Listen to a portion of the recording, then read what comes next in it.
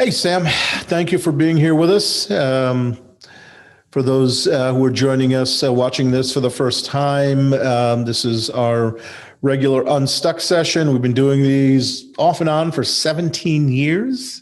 So Unstuck is conversations that I have with folks who are doing interesting work, creative work, work on the edge in a whole variety of disciplines. And it's really, it's unpacking that work a little bit, but mainly it's unpacking their journey, how they got there, the experiences they had, and really just trying to demystify and humanize really cool, exciting, creative work. So we have Sam Akey with us today from Avangrid. And I'm actually pretty excited about what we're going to talk about because in part professional reasons, the school we run here, a lot of our kids are dug into the direction that you're already working, but also I just find what's happening in this domain fascinating. So let's actually, normally I don't start with the work, but out of pure self-interest, I'm going to start with the work with you. So you're working on experiential and immersive learning technologies, yes? Yes, that's correct. All right. So somebody who's never even heard those words strung together in that way, what would you tell them about what that even means?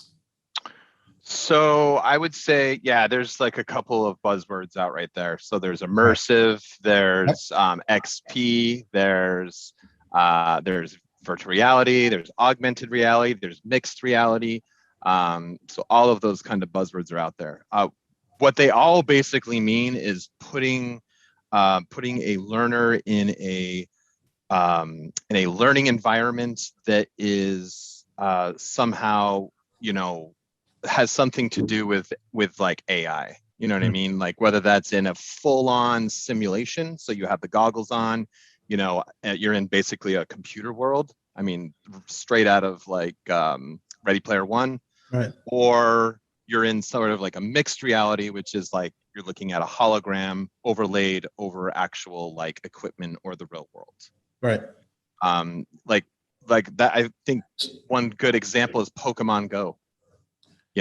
Like that game was just exploded when it first came out because people were like, oh my God, like I'm able to walk and see these things like on the sidewalk. Right. So yeah, it was pretty interesting. So yeah, basically putting anybody in a situation where with technology, we're able to give them the quote unquote like experience of learning something. Right. Okay. Cool. All right. So that I think that's clear. So we're I mean, it's interesting. We one of the things I can kind of hear in the way you just described it is, to date, we've had the experience as human beings of going into tech, right? So I go into my computer here in a certain sense. My awareness goes into the computer, or it goes into the phone, or it goes into whatever it is, right? I go into the tech. Part of what I hear is that what you're working on, what's going on in AR, VR, XR, is the tech going out into the world, getting overlaid onto the world, right? Yeah. So, I mean, there's so many things to unpack in that, but let's start practical, right? So, given where you work, what kind of advantages do you guys see to being able to now not have people tied to the technology, but the technology brought out and overlaid onto the world? What does that open up in terms of human development that wasn't possible before? So you're hitting on mostly like augmented, right? When you're talking about like real world and kind of overlaying holograms. So where I see value in that and where we've kind of played around is the new Hololens, the Hololens 2. I think I have one right here. Yeah, they're pretty awesome. cool. Those things are hard to come by from what I understand, right? They are, yeah. I was on a waiting list for almost 2 years. Oh my goodness. Wow. When they first came out, I called Microsoft and I was like, I want one of these. Put me on the list now, like immediately. Right. So I literally just got these last year. Now what's cool about these is there's this little camera right here, right? And then you've got a little headset, and these are the actual lenses, like the Google Glass sort of HoloLenses. Right. So what's cool about these is if I'm like a technician and I'm wearing these things and I'm working on some equipment, there's actually a way that I could say, okay, I've got no idea what I'm looking at here. I really need some help. Now, traditionally, I'm calling somebody saying, I'm either trying to explain to them what I'm looking at, and I'm not doing a very good job because I'm new, and the guy on the other end's going, or the gal is like, okay, I'm getting frustrated now. Let me drive down there. So now you're just talking about this exorbitant amount of time of having to go out and help this person. But now with this new technology, I literally can put this on, push a button, and now say, hey, can you check this out? And now the person is able to see what I'm seeing. Right. And they're able to walk me through things. That's a huge time saver. Yeah. It's a huge time saver. Plus, I'm now learning, instead of the person coming out and doing it for me or helping me do it, I can now like actually be walked through doing it. Right. And they can also put things in this headset for me to look at. So if the tech person on the other end's like, here, look at this schematic, this is what you're looking at, boom, they can upload that into the set real time. So are you guys using this with, for example, like line crews where they're out doing some kind of repair, and now they're able to be in contact with engineers back at some central facility? Is that kind of, are we at that stage where you're using it at those kind of day-to-day applications? Not yet. Not yet. Okay. Well, I'll tell you what, though, I mean, I see us getting there for sure. Yeah, the augmented reality isn't as it's not as cemented as the virtual right now. And the tech's real expensive. Like these headsets are like $3,500 for one. All so right. I mean, it's expensive. I feel like the virtual reality world's a little further ahead. Yeah. But there's pluses and minuses to both. So we have one module right now in our natural gas crews, where basically the person puts the headset on, they're looking at a gas meter, and it overlays the instructions of how to install it. Wow. Step one, take the wrench, do this, show it, and it's these holograms are like over it, showing them what to do. It's pretty awesome. Yeah. And that's using the HoloLens or using other technology? HoloLens. Amazing. It's amazing. Yep. And if it's 3,500 now, it's, what is it? 12 months, 24 months, 36 months max before it's a $300 item that I can order. We hope. Yeah. Yes, we hope. It's very new, very, very new technology. Right. But it is backed by Microsoft. And they've already got it tied into Teams, and like I could start a Teams call on this thing. And so that's what that cool part is, that anything they make is tied into all of their stuff. Right. Which is pretty cool. Yeah. We've actually seen that headset demonstrated here a bunch of times. We've got a group in-house at District SphereGen. So they do a lot of government and healthcare tech work, and they build out HoloLens-based training programs. Nice, cool. So, but I didn't realize how rare it still was. So, all right. So then let's go back to then what you and your crew are working on. So then, how are you? So you're not using the kind of overlay stuff a lot yet because of tech restrictions, right? So predominantly virtual reality simulated spaces. So give us an example. So you're an energy company. Yep. Right. And so I could see immediate applications in healthcare and in certain aspects of I can see applications of a variety of industries. Help me understand in the energy space, how are you guys using VR simulations, et cetera? Oh, it's huge, and it's going to be huge in our industry. It's going to be huge in any kind of energy industry, because like time is money for us, right? And that's in either generation or distribution. Right. So if I have 150 technicians that need to practice how to do something like line switching, or pretty like major tasks, both dangerous and time consuming, you can't just go and be like, all right, we're shutting down the city because we got a bunch of guys and girls that need to do to line switching. You know what I mean? Plus, it's just not something it's safe to practice. I mean, you're really putting them in a dangerous kind of situation to just practice doing something. Sure. So that's what VR gives us, is that ability to put them through things that normally there's no way we could have them practice. And you can simulate all day, right? You could say, all right, let's pretend, right? We're going to go over and we're going to throw the switch. But until you actually, and this is where the whole experience learning comes in, is that until you put some pressure on somebody and say, and you got the storm, right? The storm's raining on them, there's lightning, you start to feel that like pressure, you know what I mean? Right. You're like, oh crap, like all these people don't have their lights, it's cold, people are like freezing in their homes, so I got to get this done. How else can you do that? Yeah. Right. And at the same time be like, no, honestly, you're fine. The learner's fine. They're not going to get hurt. Then you take the headset off and they're sweating, you know what I mean? And they're like, oh my God, that was stressful. Right. Interesting. Yeah. And I'm sure man, but the second you hit on any kind of emotional learning, you're talking about the high 90s in retention. Yep. 90%.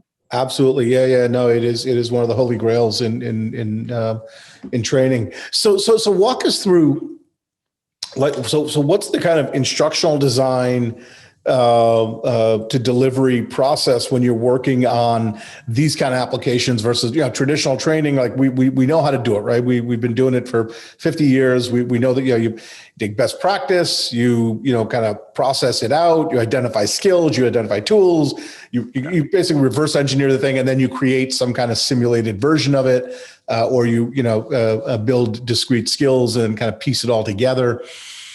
What does instructional design delivery look like now that you're using VR and adjacent tech? Yeah, so it's definitely different. So because you're talking about big budgets, at this moment, it's still pretty expensive to build a lot of these 3D models. So you got to deliver, right? You get that money for the investment, and then you need to make sure that what you're delivering. So to answer your question, I think the difference is that you have to be very targeted at what you're going to teach people. So you have to offer the value. So when you start your instructional design, the first thing you're looking for is a major gap that you can solve with VR that you can't solve with anything else. And for us, that gap was pretty easy, kind of like what I just explained to you. There's a lot of tasks that we can't just send somebody in a substation to do. Right. And it's all a timing thing. So there's this waiting, there's this kind of wait period of either, you build this mock giant, like amazing, substation where you can do all these things, or you have these headsets where you can literally, because even if you have a mock substation that's got equipment, you can't put them through that. Like, there's a storm, the lights are out, it's all on you. You got to figure this thing out and go put the lights back on. Right. There's just nothing else like it. So it's an easy sell. Yeah. It's like, yeah. Go ahead. No, I was just saying, so it almost, the way you describe it there, it almost sounds like, kind of training programs, in this world are more about, pitching. It's almost like pitching a business, right? Like, or pitching a movie where it's like, I got a big budget, but I got to be able to demonstrate. I need a big budget, so I got to be able to demonstrate a big impact. Yeah, it's interesting. So then it becomes a very discrete number of applications where you throw this kind of tech at it at this point, right? Yep. And the strategy is, you go for the digital assets that can be leveraged over and over again. You know what I mean? Like, we only build the substation one time. When we designed it so that we can be leveraged over both our renewables business and our networks business. Yeah. Because when you think about it, there are things that are common between all of those. A transformer is a transformer. Yeah. Are there differences? Yeah. But are they worth actually like pointing out every little difference? No. Yeah. Fundamentally, they are all the same. Yeah. So those are the things that you stick with, because those digital assets will be there forever, and you can keep using them over and over. So that's how we get the most out of our money when it comes to those things. Yeah. That sounds like, I said film production. That sounds exactly like film production, where it's like, we're going to source a location. We need, we got 3 different scenes. They're going to be interior retail. You know what? This one space can cover all 3 with a little bit of modification. It can be it can be a department store, it can be a pharmacy, and it can be a whatever else with a little bit of interior design work. But we're just going to source that one space and pay for that one space, right? Fascinating. Yep. So when you say we now, right? Do you folks have? Is the instructional design done in-house? Is the coding done in-house? Is it? You guys are huge, and so I could see being able to source that in-house, but I can also see, despite your size, that it's still something you outsource. So where does that happen, in-house or out? So the instructional design we did. So I I'm not a specialist in instructional design, but it was in my degree and I've done it a fair amount. So we did the storyboard, we did all of that. The 3D modeling, we did have to outsource. Yeah. But what's funny is as soon as I did it here in the US, we have our global partners, Scottish Power and Iberdrola in Spain, which is our big like parent company. The second I did that and we started sort of kind of putting out little teasers that it was available, all of a sudden Scottish Power called me. They're like, oh man, we're doing kind of something similar, our 3D modelers. And I was like, wait, hold the phone. You have 3D modelers? Right. You know what I mean? Like, I wish I would have known that. Right. Yeah. So yeah, but our global part of our company does have. So I'm hoping at some point I'm able to kind of push this forward enough to where I can start having a little bit more of a entering the global part of our business too. Yeah.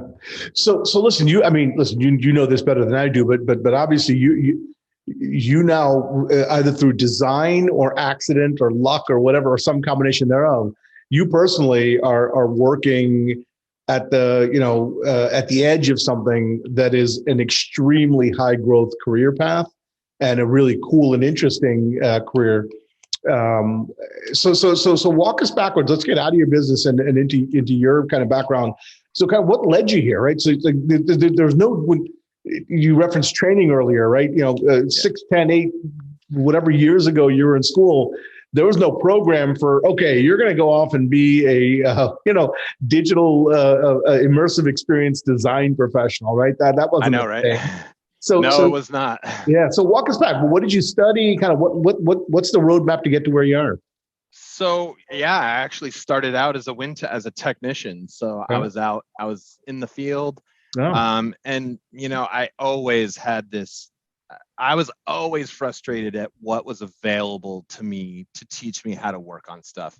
It was a frustration that I've dealt with pretty much my entire work life, as I never felt like, corporations kept the learner sort of, it was all check the box, like, listen, we really don't care if you learn this or not. Just say that you did it. We'll say that we did it and we check the box. And I don't like, that's not us. That's not what my training department's about. We train in that, and I'm very serious about, that word, so this job became available.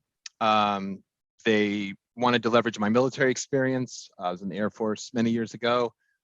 Based on that, I was already a tech. So I had no training experience when I took the job. I mean, a little bit. So immediately I started like, okay, I want to get this thing, and found a degree at the University of Louisville, which is their organizational and learning and development. And I was hooked. As soon as I hit adult education, I loved it. And then funny story about the technology stuff is I have a 14-year-old he's 16 now.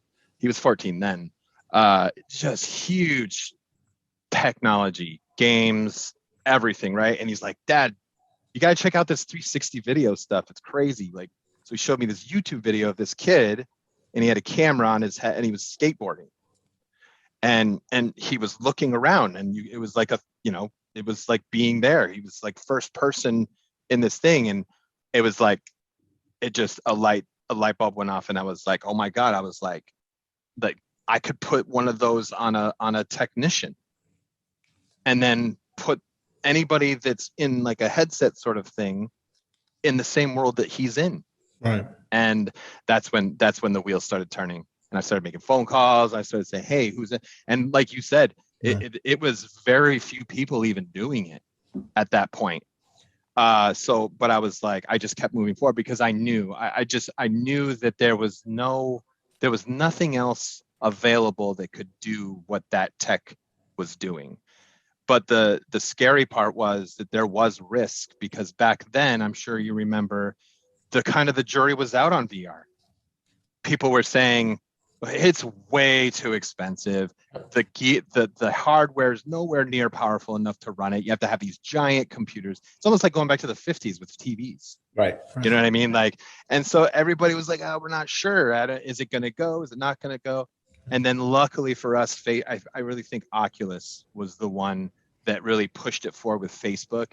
their diligence and their commitment to saying, look, we're going to make a headset that you don't need a computer for. You take it out of the box, you plug it in, you hook it to your Wi-Fi, and you press play. That was the Quest 1. And I mean, it exploded from there. And I think they've sold some ridiculous. I was actually just reading, they just hit 60 apps that are now over $1 million in revenue. It's amazing. Yeah. And like, there was only like a couple apps back then. It was called Job Simulator. Right. There was like only one game you could play in all of VR.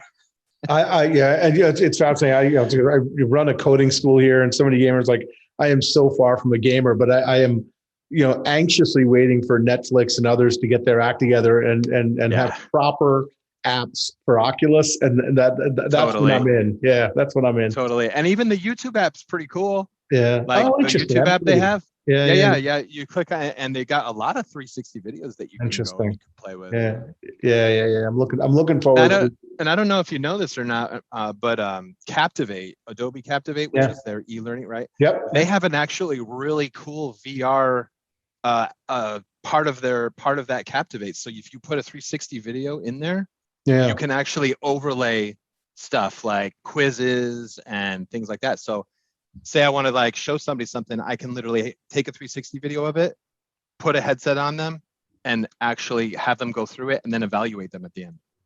Is that new? Is that a new feature in Captivate? 2019. Wow, I haven't been paying attention. Interesting. I'm teaching a new version of a training and development course next fall at in the grad psych program, not here. Interesting. I would want to do something on kind of these emerging technologies. It'd be fascinating to run a whole course and have them actually build something in Captivate. Oh yeah, totally. And it's super. It's like drag and drop. Yeah. Overlay the the questions and whatnot. You put in the hotspots. It's really pretty cool. Interesting. Okay. Yep. All right. Well, there you go. You've given me yet another summer assignment to get ready for doing that in the fall. It's so much fun. It is. I feel very blessed that I'm able to be in this. And like you said, I really feel like we're teetering on the edge, and I feel like the hardware is now finally caught up, or is getting close. Oculus just put out their new Oculus 2 headset, which is amazing. Any of you out there that haven't tried it, you have to try it. It's got a 8-core Snapdragon processor, so it's pretty amazing. You get in there, you're playing Beat Saber, you're playing climb the mountain thing. It's just a lot of fun, man. It's a lot of fun. All right, so then two questions off this last kind of section. So you had the kind of practical experience of having worked in the area that you're eventually going to do training for. You get the kind of instructional design, org development, human development through formal training, right? Yep. Did you do any work in computer science? Are you a coder? Did you play with any of that?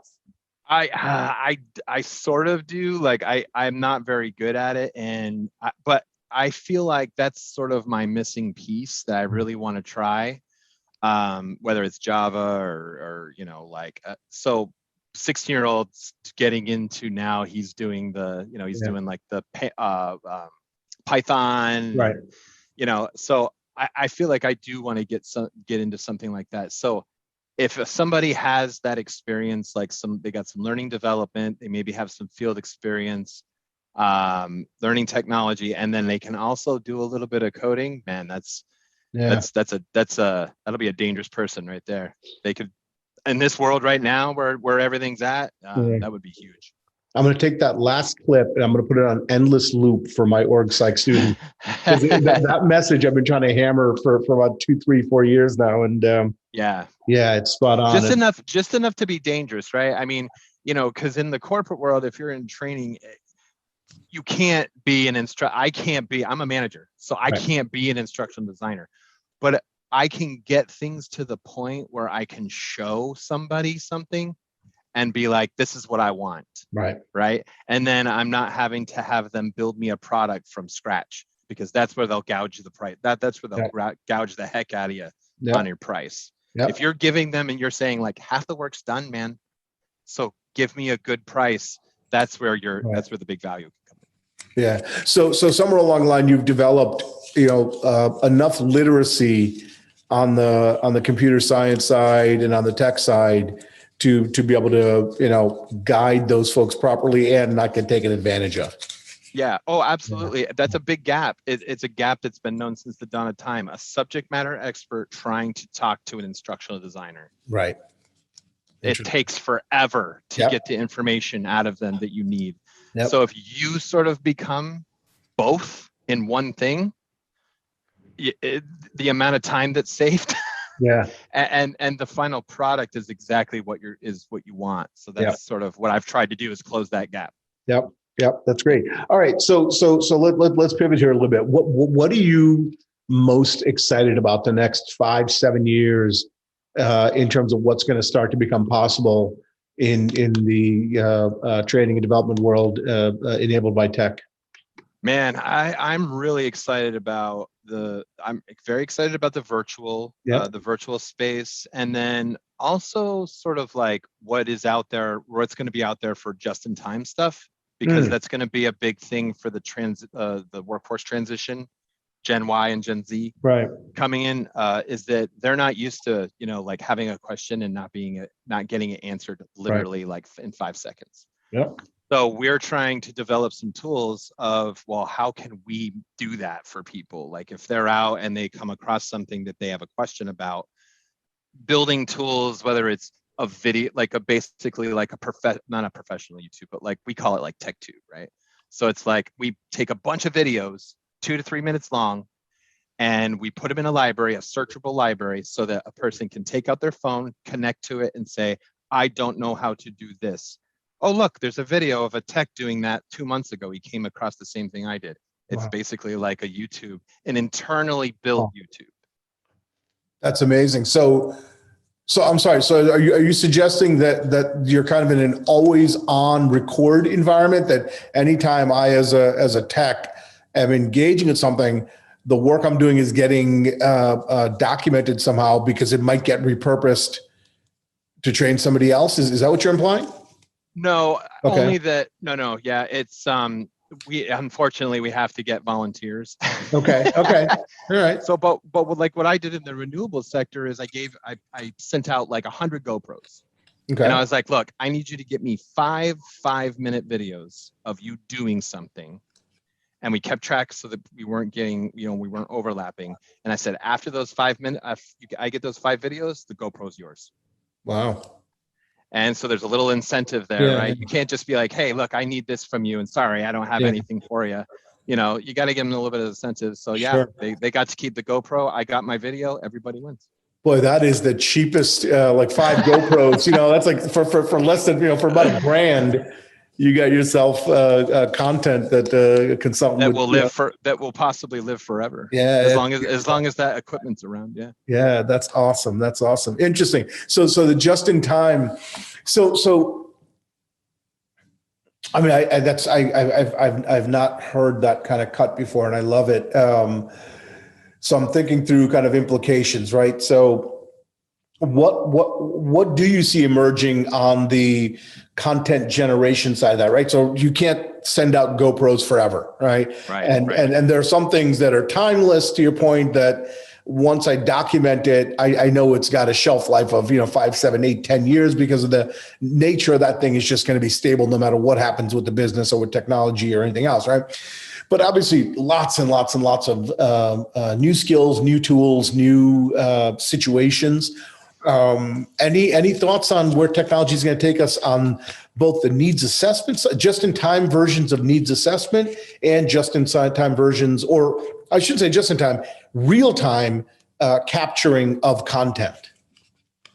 So in other words, like going out and kind of assessing like something, and like an evaluation sort of, you mean, or just capturing content?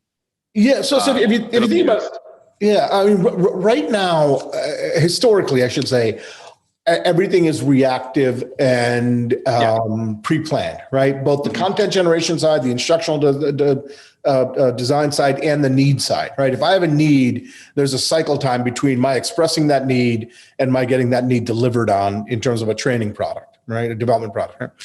So you're suggesting that on one end of that funnel, we're going to collapse the time frame and say, you need it, you got it, right? Yeah. Now I'm suggesting, or I'm inquiring, what about the sourcing side of it, right?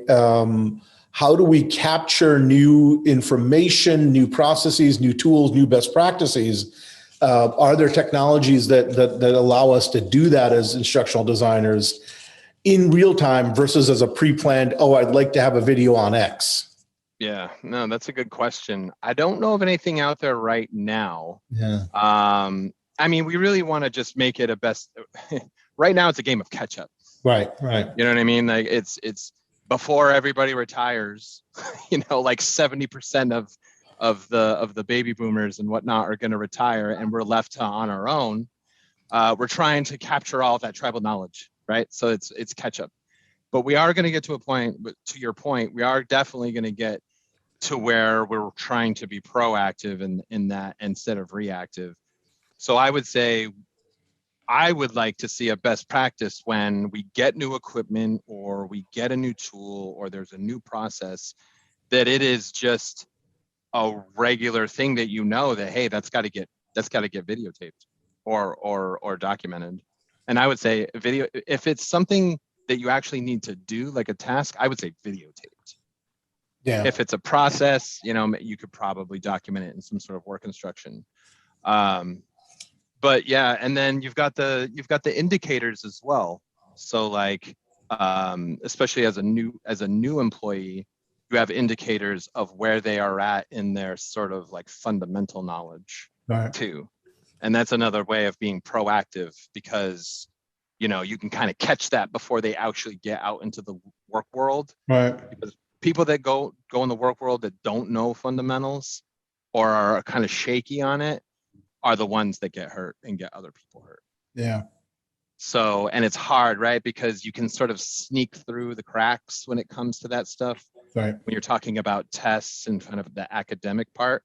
But when you put someone in something like VR, where they actually literally, you're tracking where they're looking, you're tracking how long it takes them to do something, you're all of those things. Those are your leading indicators of, hey, this person needs more help, right, because they're not, you know, so. Right. Yeah, I mean, it's interesting. So I'm with you on video. I think it is video for a lot of these things. So I just want to go back to that point. I had a guy in here, somebody who's in the building. He runs a studio inside a district, and he's constantly got new toys, right? I mean, tech folks constantly have new toys, and he's in the media production side, so he's always got new tech toys in media production. He's got this little thing. It's, you know, I can't even. It's like this tiny thing. It's like this size. It's got this little device like this size, and it's got a, you know, camera on both sides of it. And he's just walking around the whole space, just doing this for about 15 minutes. And you know, I asked him in the middle of that, I said, "What are you doing?" He said, "I'm modeling your space." So I'm getting, nice. Yeah, he's getting 360 video of the whole space. Very cool.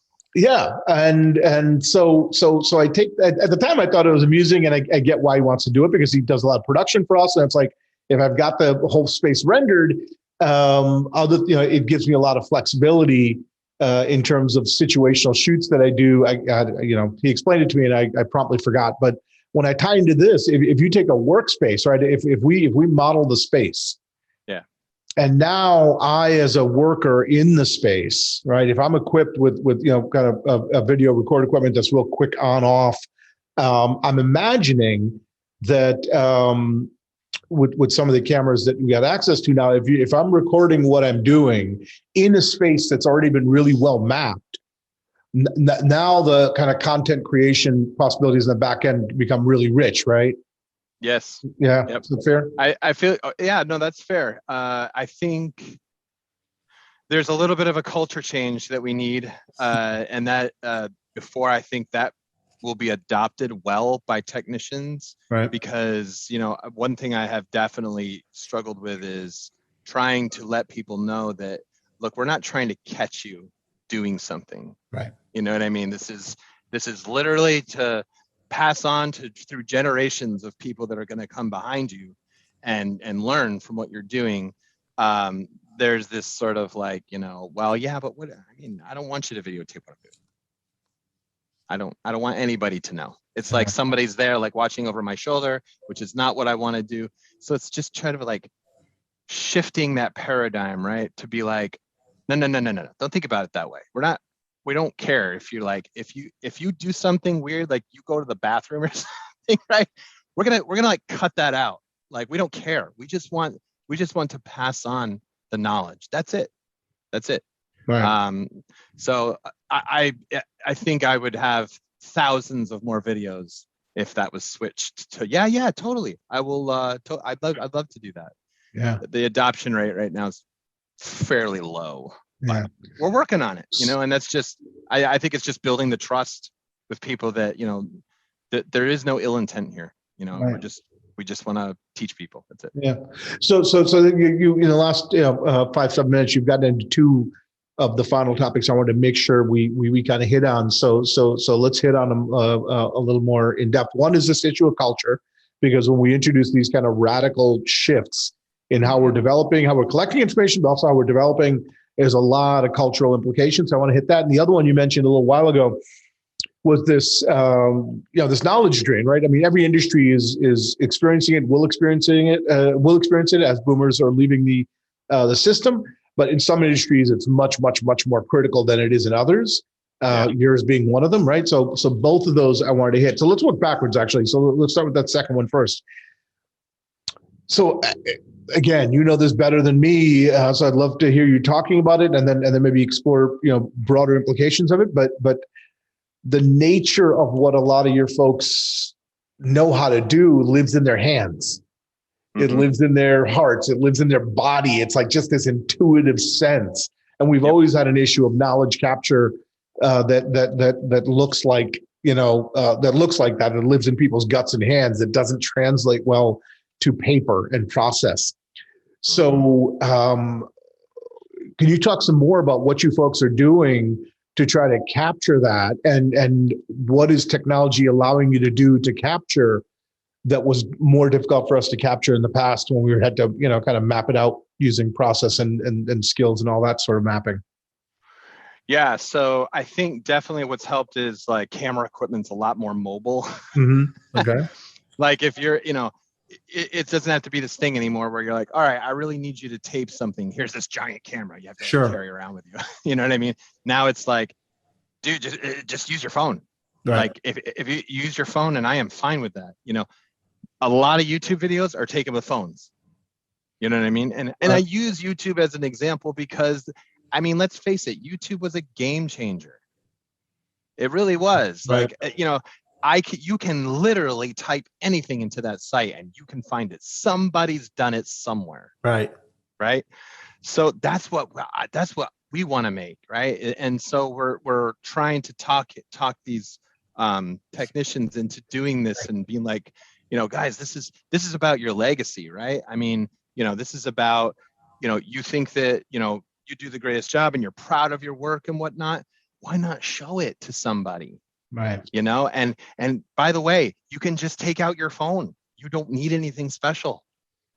Or you can take this great GoPro and just give me videos and I'll give it to you at the end. Right. So I feel like that's probably the most realistic way. The Hololens is a good thing because it's got a real-time recorder. Right. So they could put that on and record what they're doing. And then you could literally like kind of build probably environments within that as in real time, kind of like what you were saying. It's just, we got to have those pioneers out there figuring out new ways to capture that. And instead of just, because literally I've already come into situations where there's a bunch of new people at a site and they're all new. Right. And the guy's going to me like, I mean, what do I do? Can I send them to training? It's like, I'm sorry, man, but sending these guys to training does not make them an experienced wind technician. That takes years. Right. You know what I mean? So it's scary, man. It's scary to see when it goes wrong because when that knowledge is gone, there's no way to get it back. It's gone forever. So, yeah. Do you guys do anything, or do you have any plans? It's another organization that I was talking to about this about a year back around leveraging tech to keep these folks connected to the system even after they leave the system. So in essence, this kind of, what this other organization, a totally different industry, but what they were playing with is in essence a kind of retiree help desk where their business was also very, very, very much, it lived in your hands and your gut, your bones, and so folks would leave, they'd retire, but it'd be like, okay, we're going to sweeten your pension package by 30% if you'll agree to be on call for 15 hours a week, and you may not even get called, but these are like your office hours. And we'll set you up with a video hookup, and it's portable. You can be wherever you want. And that's a way for us to kind of have ongoing knowledge transfer even after you leave. Have you guys played with anything like that? No, but it's brilliant. Yeah. It's brilliant. I mean, no, don't get me wrong. Like, we've brought guys back, you know what I mean, from retirement and whatnot to teach and things like that. But having something like that would be almost like a help desk, and they can, I would say, make that like equipment that they have though, like as easy as possible. Because it's just the way it is right now. Like a lot of those guys and gals, didn't work with that technology a lot. So, but no, that's brilliant. I love that idea. I think that's amazing. It could be just a quick question that I have. That's it. Kind of a secure, a secure Telegram app and a Zoom link, right? Yeah. So it's either text back and forth through a secure Telegram app or a secure Zoom line, and you got dedicated hours, and thing just gets routed. That's great. That's awesome. You guys use it. I'll send you a consulting advisory bill. Yeah. Totally. No, I really like that idea though. A retiree help desk. I love it. I love it. Yeah. It's good. It's good. And to your point earlier, these are the kinds of things, in the students I work with. There's such an understandable premium on, okay, what do I need to do to be successful? Well, some of the old answers still apply, but one of the big answers is be creative. Figure out new solutions, because we got a whole bunch of new problems. Yep. And out of the box. Yeah. Just go ahead. But I think one thing that you're great at, just from us talking about, is I think that you do a lot of research. You're on message boards, and that's what you got to do. Yeah. I mean, I've learned probably 90% of what I've done and what I know from just researching. When you come across a problem, be specific and go look for it, that other people maybe have had that problem and what they're doing, or taking solutions of new tech that comes out, and how can you apply that tech to a problem in your organization. Yeah. That's what I did with VR, and it'll click, when it makes sense, you'll say, that's it. And you'll start formulating it in your mind of how you can apply that to something that's going on in your organization. Yeah, that's a big part of what we try to teach here. Shameless plug, District Arts and Education is what I mean by we. You look right at the camera when I say that. Listen, we're a nonprofit. We've got this mission, but a big part of what we're trying to really do, there's disciplinary focuses, or multiple areas that we focus on in terms of disciplines. But one of the big themes that's critical, it cuts across everything, that's almost more important than the disciplinary content, is just learning how to learn outside of a classroom, right? Which is what I hear what you talking about, right? It's just, you have to teach yourself how to learn when there isn't a syllabus or curriculum, right? Where it's just, I got a problem and now I got the world's resources, and how do I sort through that? Message boards and Google and YouTube videos and all that. How do I sort through that to get to an answer? Yep, absolutely. An old boss of mine told me something that I've always kept with me, and he said, you got to be a jack of all trades and master of none. Mm-hmm. In the world that we live in right now, it's true. The more rounded you can be, you don't necessarily have to be like, an expert in something, or if you want to, that's fine, but it's very focused. You know what I mean? That's all you do is instructional design, or that's all you do is tech, or that's all you do is you're a developer. Yeah. But if you can have a little bit of that, you know what I mean? Kind of, and you know enough to be dangerous, your world opens up, because there's so many ways that you can apply that as a manager, as a, Yeah. So Yeah. Yeah. Generalist used to be an insult, and now it's an absolute critical place to be. Is a absolutely. good, solid, rigorous generalist who can seek out the specialists that are needed for little niche applications. Yeah, absolutely. So I want to be very respectful of your time, particularly given how generous you were in allowing us to reschedule. And No worries. yeah. And I want to hit, that one other theme that I mentioned. So I'm gonna jump, if you don't mind. Culture. So talk to us. So again, you're on the bleeding edge of a bunch of stuff that we've talked about, including the kind of cultural implications of this shift to tech. And given your world and the nature of what I'm imagining some of the, kind of engineers and line people might be, it might be even more of a culture shift. This tight window of time in which all this new technology is rushing in, right? So you mentioned, issues of privacy and concerns about, you videotaping me in the workplace, right? Beyond that, what are you guys learning real time about, how our organizational cultures need to begin to start shifting to really take advantage of all this stuff that's opening up around human development? So I think, it's definitely, I think you just have to be careful at how you expose people to technology. You can't just be like, I'll give you an example. So when Teams first came out, they like our IT, or I won't say our IT department, but the department that was responsible in my little part of the organization of communicating that didn't do a very good job, right? Right. So they were like, I saw these things, and I'm like, Teams. I'm like, well, I don't understand what. Then before I knew it, it was like, so we're getting rid of your old stuff, like WebEx and all that. Now you have to use Teams, like tomorrow. You don't have any of the other stuff. And I was like, what? So I didn't know. I was like rushing to figure out, trying to find somebody that knew what they were doing. So this is what I mean. You can't just throw new technology at people. Mm. You know what I mean? You have to be like, you have to have sort of a, you just have to gradually do it. You know what I mean? Like you almost have like an innovation forum, right? So like, this is all the new stuff. So communicate it. Don't keep it a secret when you're innovating. Tell people what you're working on. If you have a chance to put a headset on them, do it in the early stages. It doesn't need to be, because you're just like, dude, just take a look at this. That's it. It's nothing. You don't have to do it. So that's the way, because I'll tell you one thing in VR, and you can tell this to anybody because it will stand the test of time. If you put a VR headset on somebody and they have a bad experience, they'll never want to put it on again. Interesting. Yeah. I found that over and over. If you put it on them and like they can't figure it out, or you know what I mean, and they'll want it off, and it will take a lot for them to try it again. Fascinating. So you've got kind of that one shot, especially it seems kind of like with the older generation. The younger generation, they're kind of used to like pointing and clicking and trying, and you know what I mean? So they'll be in there doing all kinds of stuff.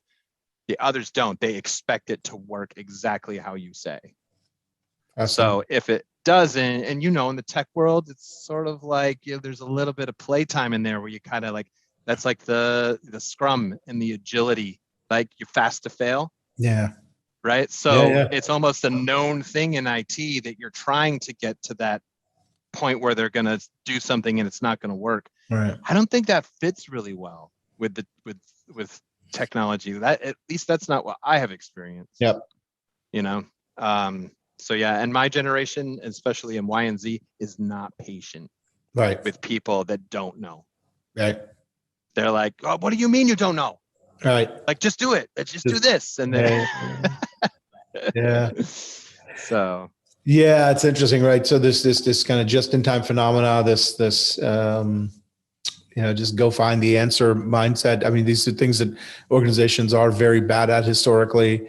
The systems aren't designed that way. They're designed for, even when they're fast, to be essentially slow and methodical, and to have lots of checks and balances in place. And a lot of the world that's emerging is just counter to that. And how we get people comfortable in that world. I don't know about you, but I really feel like too, something that I've sort of seen, and I guess this is sort of with my teenagers too. So I, I kind of watch what they do. Yeah. But they expect everything to be very, very intuitive. Right? Like, well, what do you mean I have to read the directions? Right. Now, look, I'm a dude, right? So I know, I'm normally like, I don't need directions. All right, I'm fine. It's Tim the Tool Man, right? So, but their expectations even higher. Yeah. Like they're like, well, I don't want to look at directions. I don't have time. You know what I mean? Like I just need to be able to open it, and it's got 3 little stickers that tell me what to do, and then it's done. I bought a Rodecaster Pro is what it's called, right? It's from the Rode company. I won't bother to kind of flip my camera around here to show, but it's like this big and this thick, and it is a professional grade podcasting audio, 6 channels. I mean, it does everything. The mics, all that, right? To your point, this is the entirety of the instructions. This is it. Yeah, that's where it's all going. Right. And even this, it's like infographics. Even this is a lot relative to what, like, a 22-year-old might be like, turn to you, be like, that's screwed. I'm going to play with it. And if you played with this thing, you'd be able to figure it out how it's designed. Yeah. So spot on. Absolutely. And our organizations aren't designed that way. Our organizations are, okay, read the policy manual, get the 17 pages, examine the process, and nope. That's not what people look for anymore. After you do all that, then you got to find like the super user. Right. The guy or gal that's been working with the system for 20 years, because they'll tell you all the shortcuts that'll save you a whole lot of time. So but I mean, the expectation for somebody to do that in a generation that isn't exactly super social. Right. In the real world, face to face. Now you're telling them that they got to go walk around and talk to people and ask questions. Right. Oh, forget it, man. Yeah. I don't know. It's so funny. My daughter, I mean, it's a cliche thing. And yet I observe it, and she jokes about it. She's self-aware about it, but like she like from the age of 12, just, constantly connected to people. The phone rings, and you would think it were kryptonite to her. So like she is not answering and actually talking to somebody. Not happening. Yeah, they're more like exposed to the ding. That's it. So constantly in touch. But to your point of the actual, I got to go talk to somebody. It better be really important, because otherwise I don't want it. Right. Yeah. And where's this version of it? And holy crap, can you get it down to one-sided? Seriously, this thing is huge. Like, look how big this thing is. Yeah, that's it. Wait a minute, you never had to read stereo instructions like that. The little bundle of wires and the 14 plugs in the back. Yeah, exactly. It's never happening now. This thing has one plug. So this is a great way to go out on. So I'm very aligned with you. This whole aspect of culture is so critical for us to figure out, because the acceleration of tech is only going to do that. It's going to accelerate. And if we don't figure out how to make things simpler and cleaner and intuitive for people, we're going to continue to have a lot of friction.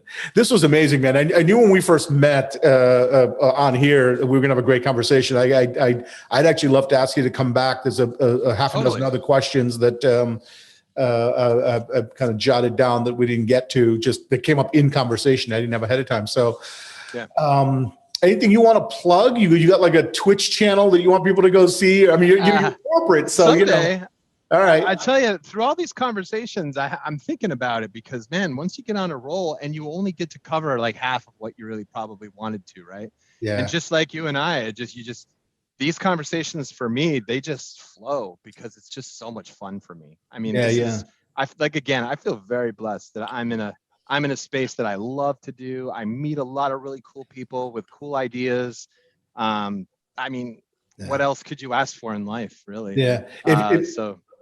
So sorry to interrupt you. I was going to say, if you got bandwidth for it, whatever my 2 cents is worth, you should definitely have a channel. You got the right personality, the right tone, and the right know-how, and you're working. As I said, you know this better than me about your career. You are like sky's the limit in terms of the intersections you put yourself in the middle of. Lots of folks would be interested. So we'll make sure we lock you in for a bunch of sessions before you go get famous on your own. Listen, so just for the folks watching, actually, I want to plug your company, actually, because Sam, as I mentioned, we started, works with Avangrid. I want to thank Nicole Grant for introducing me to Sam to begin with. And the way we know Nicole and Avangrid is your organization has been a very generous sponsor of some of our programs, including being one of the 2 foundational sponsors for new programs. We just started we've been planning for 6 months. We just started piloting about 2 weeks ago. We're offering year-round free year-round programming to folks starting in New Haven County, and then we're going to expand out to Connecticut overall. That are some of these foundational skills we've talked about. Learning, just learning how to learn. Learning how to think laterally, design thinking, and then some basics of digital literacy. Not a computer science degree, but some basics of digital literacy, data literacy. We're a nonprofit in general, so we're concerned about these things. But we started getting really concerned last year of how far behind people were getting, particularly in our public schools, in our inner city schools. And so went on a little campaign to start figuring out a way to deliver this stuff, almost like a library card function, right? So if you're a local resident, you got a local zip code, it's like the library card. You got all you can eat books, you can have all you can eat foundational training programs here, right? That's amazing. So when we started designing that, I went out to a few folks, and God bless you folks. Avangrid was one of the people that stepped forward and said, yep, makes a lot of sense. Here you go. Here's a check. And so just really want to acknowledge that. I don't think you and I have even talked about that before, but that's how we got your name, is Nicole runs the foundation. And when we reached out and said, hey, we'd love to talk to some of your folks who are working in some bleeding edge tech spaces, that's how we met you.